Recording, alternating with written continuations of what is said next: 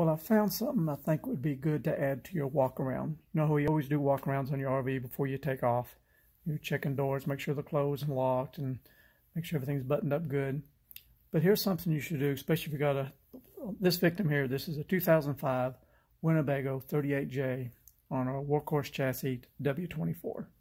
So, and I've been fighting this for years. And one problem is these fender skirts, I guess that's what they're called. They're prone to come loose from their, I guess, the bonding that they used from the factory. This one's come loose on me a couple times. It's still holding good now. The last time it came loose, I used polyurethane. Polyurethane, if you don't know, it's what's the same thing you use to hold in windshields with. Because you got to think, if something is that sticky, it'll stick to glass and stick to steel and hold a windshield in place. It's great for this, and it has been. It's held up extremely well, so it's holding tight. But I have heard of other RVers to where if this gets loose, they don't catch it, and the wind to get to flopping, it just snaps them right off. You know, then it goes down the road somewhere. Then you have to have the ordeal of trying to locate a used one. I don't even know if you can still get them new or not. But that's something to keep an eye on. This is all still good. This is good and tight. But in my walk around tonight, I happened to be doing something else, and I noticed the other side has come loose. It's the first time this one has ever done that. But see how much flex I got here? I thought, well, that don't look normal. So then I crawled into the RV. Get out of here. Okay, get a little more light. Okay. Then you can see where it's pulled loose right there. You got that gap. Now it's still, the bonding back here is still good and tight. So I think what I'm going to do, because it's going to be difficult to open it up enough to get much sealing in there, I'm going to see if I can't get me a little strap of metal, utilize this screw and come across and put it in this piece of metal and pull the two together. But I know to keep an eye on it. And so that's my goal. Other places to watch this. Let me go upstairs here. Is I've seen this happen on, I don't know if they use the same stuff everywhere or what. You'll see it come loose down in here, and you see the, come on camera, where you at? There you are. You see the goop I've put in there over the years to get it to seal. And I think on that, you see that white stuff, I think that's some 3M stuff I used. Man, it was, I guess it's held up too. That's the same stuff I used when I put my solar panels on the roof.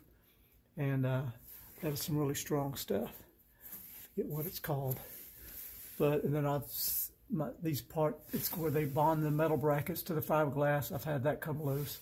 So there's a couple places you can try to keep an eye on.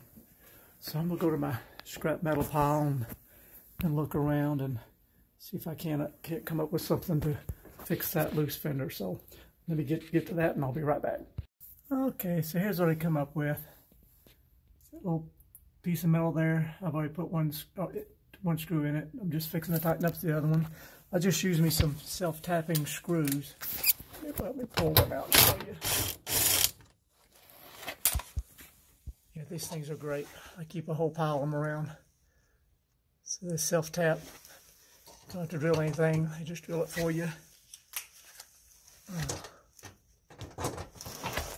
Let's see if it pulls it good and tight. There we go. All right. Good and snug. See, now we're not flexing anymore like we was. All right.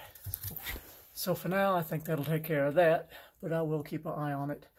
Now I'm going to go inside to see what the name of that good 3M stuff I used before on bonding this stuff together. I'll get that information for you. Okay, back in the house, I went here and did some research on my past purchases, and this is what I used. Remember I talked about what I used to attach my solar panels to the fiberglass roof of the RV. I had some aluminum brackets that I made, and I needed to make sure they stayed on there because there's really no wood or anything to fasten to, so I had to rely on the bonding of this adhesive, and it's been on there for years. But this is what it is: 3M marine adhesive sealant 5200. It even works underwater because it's used for boats and RVs, fiberglass, all kinds of stuff like that. But that would be another really good product to use if your fiberglass fender begins to come loose from the metal brackets. Anyway, I wanted to point that out to you because I couldn't remember what it was called. Have a great night. See you later. Bye.